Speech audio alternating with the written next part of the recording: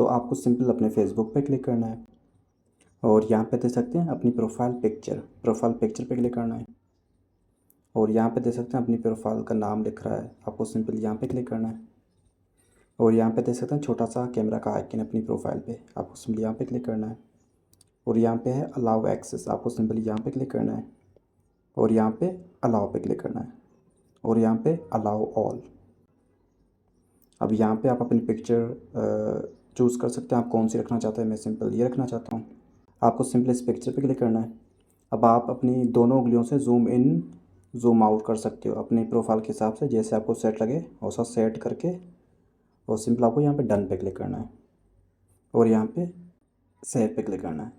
ये क्या कह रहा है, प्रोफाइल इज़ अपलोडिंग, ये 2-3 सेकंड लगाएगा आपकी जो ना प्रोफाइल अपलोड होने में।